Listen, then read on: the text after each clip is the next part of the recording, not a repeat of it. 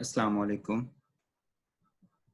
आज का हमारा जो सेशन है इसमें मैं आपको एमडी कैट के बारे में बेसिक इन्फॉर्मेशन दूंगा कि एमडी कैट क्या है और सेकंड हमारा पार्ट ये होगा कि एमडी कैट में 190 प्लस मार्क्स कैसे आते हैं। ठीक है। ये कोई बहुत ज्यादा मुश्किल चीज नहीं है। मतलब अगर आपको ये लग रहा है ना कि 190 प्लस मार्क्स लेना बहुत ही मुश्किल चीज है, अगर हम परसेंटेज कैलकुलेट करें तो ये 95% बनती है। ठीक है। इससे पहले हिस्ट्री में अगर आप देखें तो बहुत सारे स्टूडेंट्स के 190 प्लस मार्क्स और इसी तरह 95% जब 1100 होते थे तो आ चुके हैं। ठीक है। वीडियो स्टार्ट करने से पहले आप सबसे ये कहूंगा कि आप ये चैनल जरूर सब्सक्राइब कीजिएगा और इसमें एमडी कैट के काफी सारे टॉपिक्स के लेक्चर्स भी पढ़े हैं, आप वो भी लाजमी सुनिएगा। ठीक है, आपको बहुत फायदा होगा। ओके, आज का हमारा सेशन जो है इसमें मैंने आपको बेसिकली सबसे पहले एमडी कैट के बारे में बेसिक गाइडेंस देनी है, खासतौर पे वो स्टूडेंट्स जो कि फ्रेशर्स होंगे जिनके एमडी कैट के बारे में इतनी अभी हाउ नाउ नहीं है। ठीक है। हम स्टार्ट करेंगे कि what is MDCAT, MDCAT है क्या और इसमें हमें क्या किस किस चीज के लिए प्रिपेयर करना पड़ेगा। ठीक है। सबसे पहले आपको पता है कि एमडी कैट आपने तब करना है एफएससी के बाद, आप प्री मेडिकल के स्टूडेंट से जब आपने मेडिकल में एडमिशन लेना है। और इसके अलावा सिर्फ एमबीबीएस नहीं बल्कि आपका बहुत सारी जो दूसरी यूनिवर्सिटीज हैं वो रिकमेंड करती हैं एमडी कैट को, जो कि दूसरी डिग्रीज करवाती हैं। ठीक है। जिस तरह आपकी एमएलटी, एमआईटी और इसके अलावा डीपीटी, काफी ज्यादा यूनिवर्सिटीज और कॉलेजेस हैं जो कि एमडी कैट को प्रेफर करते हैं। ठीक है। आपको वहां पे भी एडमिशन लेने के लिए एमडी कैट करना पड़ता है। ठीक है।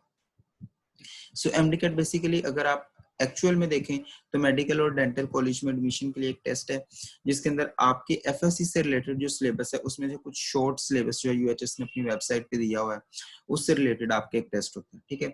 और इसमें आपके 200 टोटल एमसीक्यूज होते हैं, बायो के 80, केमिस्ट्री के 60, फिजिक्स के 40 और इंग्लिश के 20 एमसीक्यूज होते हैं। ठीक है। जो आपका लेटेस्ट सिलेबस है इसके अकॉर्डिंग। ठीक है। लेकिन आज के एक्चुअल टॉपिक हमारा ये नहीं कि एमडी कैट क्या है और इसके बारे में आपको प्रॉपर गाइड करूं। ये एक जनरल सा छोटा सा एक मैंने ओवरव्यू दे दिया कि बेसिकली एमडी कैट क्या है। ठीक है। लेकिन एक्चुअल में जो आज का हमारा टॉपिक ऑफ डिस्कशन है वो ये है कि एमडी कैट को तैयार कैसे करना है। ठीक है। और एमडी कैट की तैयारी के लिए हमें किस किस फेज से गुजरना पड़ेगा। ठीक है।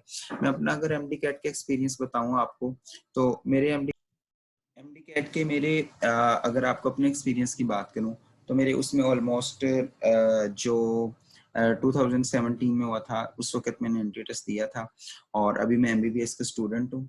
तो बेसिकली अगर मैं अपना एक्सपीरियंस बताऊं कि मैंने एमडी कैट के होल फेज में क्या सीखा। ठीक है। बेसिकली मैं फ्रेशर स्टूडेंट था और मैंने फर्स्ट अटेम्प्ट में इजीली एमडी कैट कर लिया था, लेकिन मैं काफी सालों से एमडी कैट स्टूडेंट्स के साथ अटैच हूँ और मैंने बहुत सारे लोगों से उनकी स्टोरी सुनी है, किस तरह उन्होंने तैयार किया, उस मेथड को अडॉप्ट करना सीखा है। ठीक है।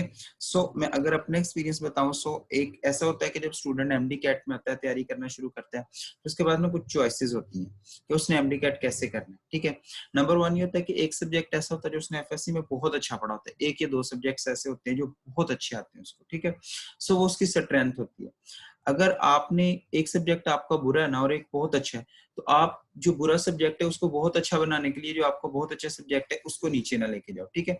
सबसे पहले आपकी जिस सब्जेक्ट पे ग्रिप है ना उसको इतना अच्छा कर लो कि आप ये श्योर हो जाओ कि उसमें आपके एमसीक्यू सारे के सारे सही होंगे। ठीक है। दैट वाज मी कि मेरे बायो में पूरे तब 88 एमसीक्यूज आते थे, सारे सही थे। इसी तरह मेरे केमिस्ट्री में सारे एमसीक्यू सही थे। ठीक है। मेरे इंग्लिश का सब्जेक्ट थोड़ा वीक था लेकिन ये दो सब्जेक्ट्स मेरे बहुत अच्छे थे, मैंने इनको अपनी स्ट्रेंथ बनाया। ठीक है। तो मैंने इन दोनों में अपने पूरे एमसीक्यू सिक्योर किए। ठीक है। तो आपने भी यही करना है कि एक आपका दो सब्जेक्ट्स ऐसे होंगे जो कि आपकी स्ट्रेंथ होंगे, आपने उनको नहीं जाने देना। ठीक है। उनको आपने बहुत अच्छी उन पे ग्रिप लेनी है। ठीक है। अगर मैं अपना बताऊं तो बायोलॉजी में मैंने रीडिंग और शॉर्ट लिस्टिंग पे मेन फोकस किया था। मेरी बायोलॉजी बहुत अच्छी थी, सिंपल वर्ड्स में मैं चीजों को रट्टा भी अच्छा मार लेता था, समझ भी लेता था। मेरी बायो बहुत एक्स्ट्राऑर्डिनरी थी और मैंने उसके नोट्स बहुत अच्छे बनाए हुए थे। ठीक है। शॉर्ट लिस्टिंग की थी। ठीक है। दूसरे नंबर पर अगर मैं केमिस्ट्री की बात करूं, केमिस्ट्री का नंबर 1 आपकी चीज होती है कॉन्सेप्चुअल अप्रोच। जब तक आप केमिस्ट्री को समझते नहीं ना, केमिस्ट्री आपको मुश्किल लगती है। ठीक है। केमिस्ट्री आपने समझनी, उसके बाद आपने रीडिंग करके उसके नोट्स बनाने। दैट वाज माय एक्सपीरियंस कि मैंने केमिस्ट्री के बहुत अच्छे समझ कर उसको बहुत अच्छे नोट्स बनाए थे। इवन मैं जब एमडी कैट की तैयारी के लिए जा रहा था, मतलब लास्ट जो मैं रिवीजन दे रहा था, मैंने बुक नहीं खोली थी, मैंने सिर्फ अपने नोट्स पढ़े थे। एंड 58 तब एमसीक्यूज आते थे, 58 आउट ऑफ 58 एमसीक्यूज मेरे उन्हीं नोट्स में से ऑलमोस्ट आए थे। यानी आप ये कह लें कि मतलब थोड़ी सी स्टेटमेंट चेंज करके। ठीक है। आपके लिए भी यही है कि आपने इसके बहुत अच्छे नोट्स बनाने, वो मैं आपके साथ आगे तरीका शेयर करता हूँ कि आपने कैसे बनाने। ठीक है। नंबर 3 पे आ जाते हैं फिजिक्स। फिजिक्स में होता है कि आपके एक दो एमसीक्यूज मतलब नहीं पता चलता, सम टाइम रॉन्ग हो जाते हैं, ठीक है। सो आपने इसकी रीडिंग, प्रैक्टिस, कॉन्सेप्ट, इन सारी चीजों पे काम करना है। विद दैट वाज मी कि मैंने इसकी रीडिंग और प्रैक्टिस पे बहुत काम किया था। मेरे कॉन्सेप्ट फिजिक्स में थोड़े से वीक थे, but I was able to get 44 में से मेरे 41 एमसीक्यू सही हो गए थे, ठीक है। सो इट वाज अमेजिंग कि मेरे ये बहुत अच्छा एक्सपीरियंस रहा था फिजिक्स में, ठीक है। इंग्लिश में I was a bit weak, मैं थोड़ा सा वीक था और मेरी कॉन्सेप्ट बहुत अच्छे नहीं थे उसके रिलेटेड, ग्रामर पे इतना ग्रिप नहीं था। सो इंग्लिश में आई कैन टेल यू कि मैंने क्या किया था, लेकिन एक एक्स्ट्रा ऑर्डिनरी तैयारी के लिए मैं आपको कुछ वो एक्सपीरियंस आपके साथ शेयर करूंगा जो मेरे बाद आने वाले स्टूडेंट्स ने और जिनके एक्स्ट्रा ऑर्डिनरी इंग्लिश में मार्क्स है उन्होंने मेरे साथ शेयर किए थे, ठीक है। सो मेरे यही तरीका था कि I was a bit weak in English, so मैंने कोशिश की थी कि प्रैक्टिस पे ज्यादा फोकस करूं, ठीक है। अब आते हैं हम आपका जो बेसिक प्रॉब्लम चल रहा है, आपके एफएससी के कुछ स्टूडेंट्स हैं, कुछ आपके रिपीटर्स हैं, ठीक है। तो जो मेन प्रॉब्लम चल रहा है वो है टाइम मैनेजमेंट का, कि हम एफएससी तैयार करें, एमडी कैट तैयार करें, इन डेज में हम किस चीज पे फोकस करें। That was most important thing. So जो अभी तक सेकंड ईयर के स्टूडेंट्स हैं ना, तो उन्होंने ये करना है कि चूंकि आपके सेकंड ईयर के पेपर होने, तो आपने एमडी कैट का सिलेबस भी वो तैयार करना शुरू कर दिया। जो सेकंड ईयर वाला है, आप फर्स्ट ईयर वाले सिलेबस को भी टच नहीं करो, जो सेकंड ईयर का सिलेबस है आप उसको तैयार करना शुरू करो। उसमें आप मोस्ट जो आपकी इंपॉर्टेंट चीज है जिसको आपने ऊपर रखना है प्रायोरिटी पे, वो आपकी बायो और केमिस्ट्री है, ठीक है। क्योंकि आपको पता है 140 एमसीक्यूज आपके इन दो सब्जेक्ट्स में थे आने हैं। ऑलमोस्ट आपका 75% जो बल्कि 80% के करीब जो आपके एमसीक्यूज बनते हैं वो इन दो सब्जेक्ट्स में से आने हैं, ठीक है। तो आप सेकंड ईयर को प्रेफर करो, ठीक है। और सेकंड ईयर का अगर मैं ओवरऑल सिलेबस बताऊं तो आपके 80 में से बायो के 56 टू 58 एमसीक्यू सेकंड ईयर से हैं, और इसी तरह केमिस्ट्री के 60 में से 40 एमसीक्यूज आपके सेकंड ईयर में से हैं। सो आपका अगर आप ये दो सब्जेक्ट तैयार कर लो तो आपको 50% एमडी कैट यहीं पे तैयार हो जाता है, ठीक है। लेकिन तैयार करने का क्या तरीका वो मैं आपके साथ अभी शेयर कर देता हूँ, ठीक है। अब आ जाते हैं रिपीटर्स की बात। लेकिन फ्रेशर जो है वो अपनी फिजिक्स और इंग्लिश को भी साथ लेके चलेंगे, लेकिन इसके साथ उनका ये क्राइटेरिया होगा कि वो 50% टाइम अपना एमडी कैट को देंगे और 50% टाइम अपना एफएससी को देंगे, क्योंकि अभी पेपर्स का कुछ भी कंफर्म नहीं है अभी जिस तरह की सिचुएशन चल रही है, ठीक है। सो दोनों तरह से वो टाइम मैनेज कर सकते हैं। उसके बाद अगर एमडी कैट स्टूडेंट्स की बात करूं जो रिपीटर्स हैं इस टाइम, उनके लिए ये क्राइटेरिया कि अगर वो कोई सब्जेक्ट इंप्रूव कर रहे हैं उसको टाइम दें थोड़ा सा, ठीक है, 2-3 आवर्स उसको दें, लेकिन वो मेन फोकस अपने एमडी कैट पर रखें, क्योंकि आपको पता है कि एमडी कैट में आपका एक नंबर गया तो आपकी 0.5% बढ़ जाएंगे, ठीक है। और एफएससी में आपके 11 मार्क्स जाएंगे तो आपके 0.4% ऊपर बढ़नी, ठीक है।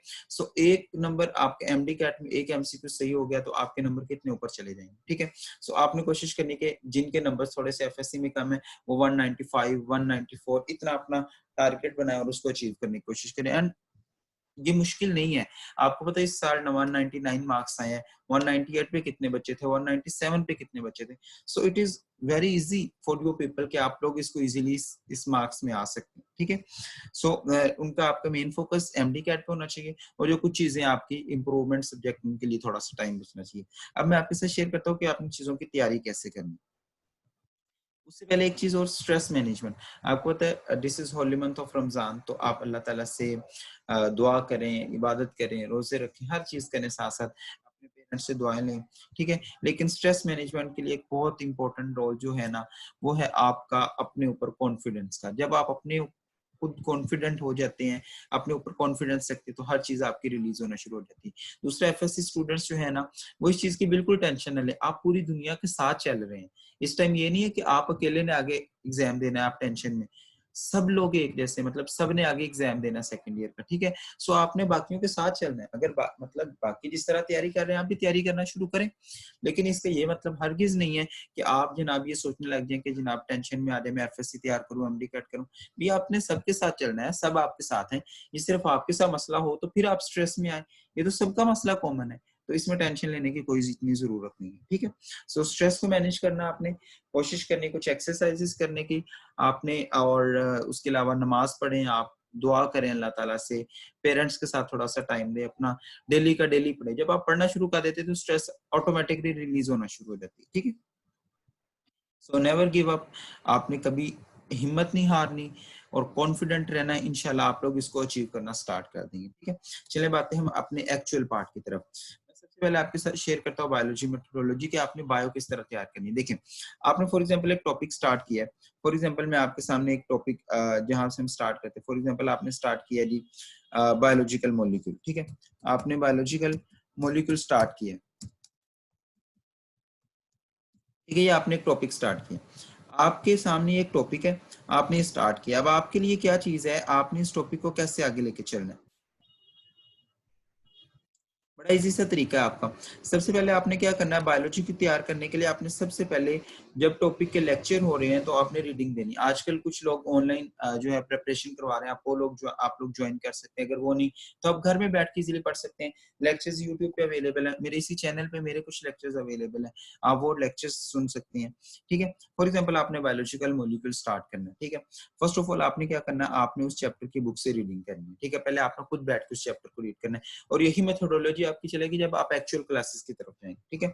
आपने रीडिंग करनी है। सबसे पहले आपने रीड किया बैठ के, थोड़ा सा general overview. I am not saying कि आप रट्टा मारो, नहीं, सिर्फ एक रीड देनी, जस्ट हाउ टू अंडरस्टैंड, कि आपने वो चीजों को अंडरस्टैंड करके जाना है कि वहां पे क्या लिखा हुआ है, ठीक है।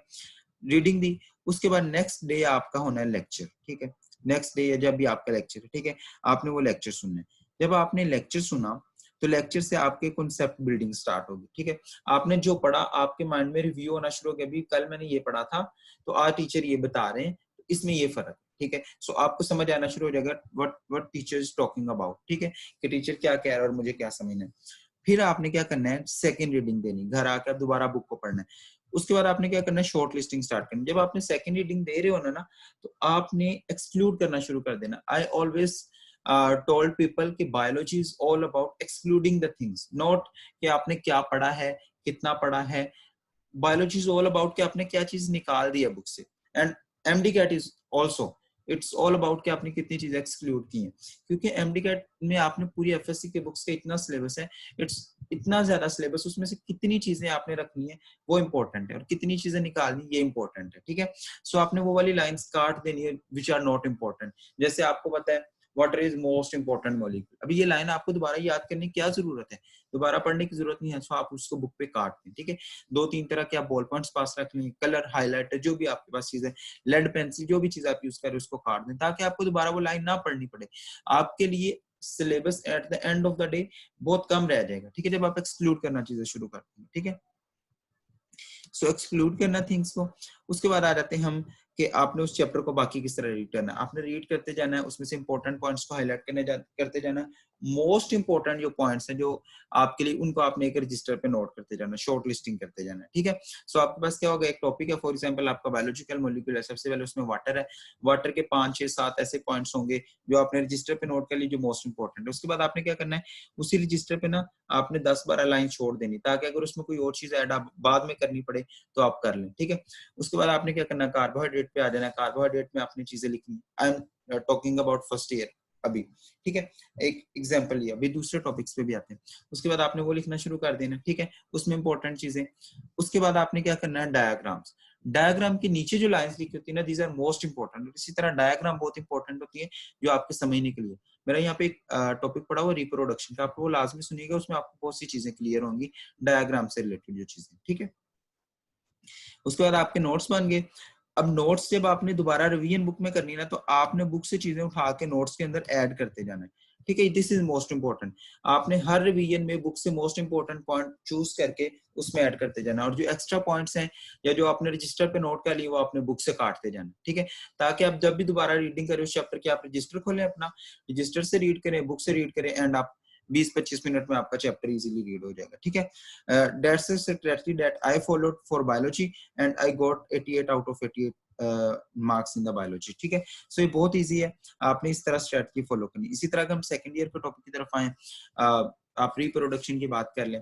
आपने रिप्रोडक्शन इजीली पढ़ना है। रिप्रोडक्शन में बहुत इंपॉर्टेंट चीज ये है कि आपने उसकी डायग्राम अच्छी तरीके से समझनी, क्योंकि आपके जितने भी सिस्टम्स है ना, सिस्टम में आपसे कॉन्सेप्ट पूछा जाता है, बाकी तो आपकी लाइन टू लाइन आ जाती है एमसीक्यूज में, लेकिन सिस्टम के अंदर से आपसे एमसीक्यूज इस तरह के पूछे जाते हैं, जैसे कि आपसे रूट ऑफ द स्पर्म पूछा जा सकता है, स्पर्म का पाथवे किस तरह है, ठीक है। सो आपसे वहां से चीजें जो है वो कॉन्सेप्चुअली पूछी जाती है। सो आपने डायग्राम को बहुत अच्छे तरीके से वहां पे समझना है, ठीक है। तो उसमें भी अगेन क्या है, सबसे पहले आप रीडिंग करेंगे, उसके बाद लेक्चर सुनेंगे, उसके बाद आप क्या करेंगे, दोबारा रीडिंग करेंगे, उसके बाद आप चीजें एक्सक्लूड करना शुरू करेंगे, साथ आप रजिस्टर पे शॉर्ट लिस्टिंग शुरू कर देंगे।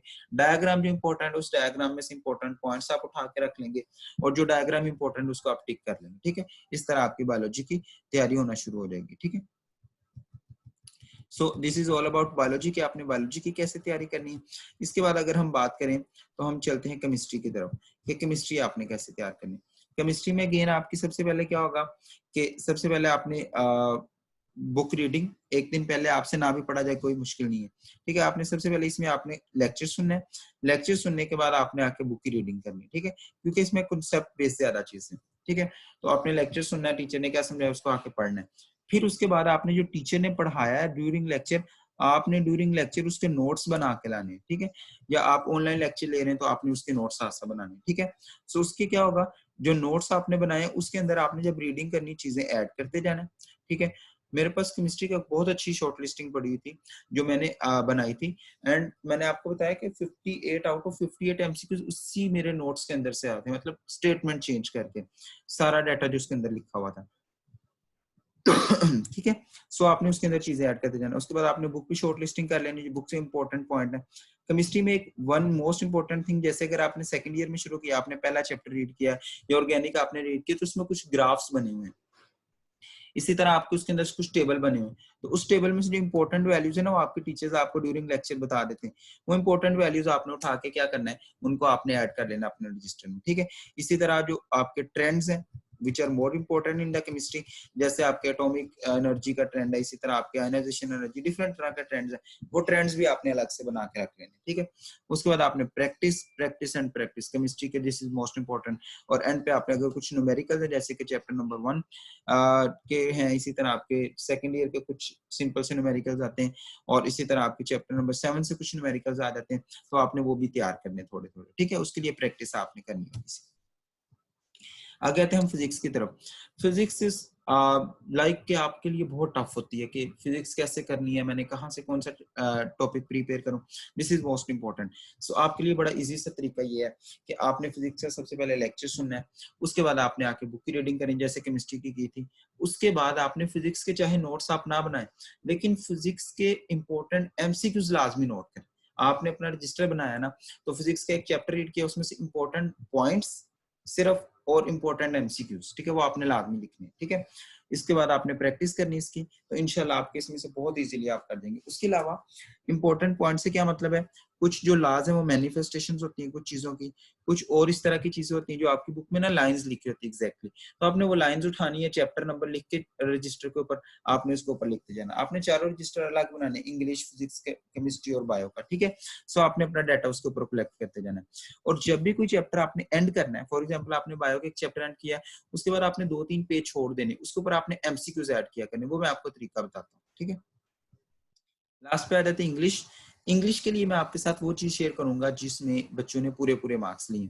सबसे पहले आपने वो कैब करनी है, वो कैब के लिए आपने कोशिश करनी है कि आप डिफरेंट डिक्शनरीज से या जो भी आपके पास आजकल बुक्स चल रही है वहां पे आपको पता है कि मीनिंग्स लिखे होते हैं, सिनोनिम्स लिखे होते हैं, एंटोनिम, सारी चीजें लिखी होती है, ठीक है। तो आपने वहां से रीड करनी।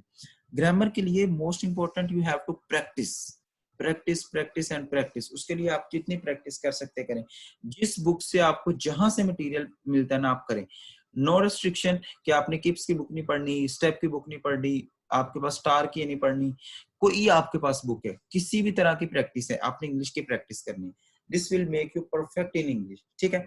आपने बार बार प्रैक्टिस करनी, और सम टाइम ऐसा होता है कि एग्जैक्ट पेट वही का वही एमसीक्यूज आपका पेपर में आ जाता है, ठीक है।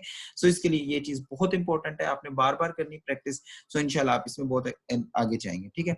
एमसीक्यू सोर्स की बात करें, एमसीक्यू सोर्स ये है कि अब आपने एमसीक्यूज के लिए यही चीजें फॉलो करनी है, और जब आपने एमसीक्यूज की प्रैक्टिस करनी है तो फॉर एग्जांपल आपने एक चैप्टर बायो की शॉर्ट लिस्टिंग की है, आपने बुक पे लिखा है, तो जब वो एंड हो जाए तो आपने उसके बाद 2-3 पेज छोड़ देने। जब आप एमसीक्यूज की प्रैक्टिस कर रहे हैं ना, पास पेपर से लाइक आप कर रहे हैं या आपका टेस्ट हुआ उसमें से कर रहे हैं, तो उसमें से जो आपका एमसीक्यूज गलत हुआ है या जो एमसीक्यूज डिफिकल्ट है या जो एमसीक्यूज रिपीट हो रहा है, तीनों तरह के आपने एमसीक्यूज अपने चैप्टर के एंड पे ऐड कर लेने। दैट आई फॉलोड कि जब मेरे एक चैप्टर खत्म होता था उसमें ना 50 टू 60 एमसीक्यूज लिखे होते थे, तो वो इतने इंपॉर्टेंट एमसीक्यूज होते थे कि वो उसी के साथ के एमसीक्यूज एग्जैक्ट पेपर में आ जाते हैं। ठीक है, so important MCQs, difficult MCQs and number third repeated MCQs, ये तीनों आपने उसमें ऐड कर लेंगे। ठीक है, सोर्स के एमसीक्यूज का आपके एमडी कैट में सबसे पहले टेक्स्ट बुक एफएससी की, उसमें से मोस्ट एमसीक्यूज उसमें से आते हैं। ठीक है, बुक की लाइंस आती हैं।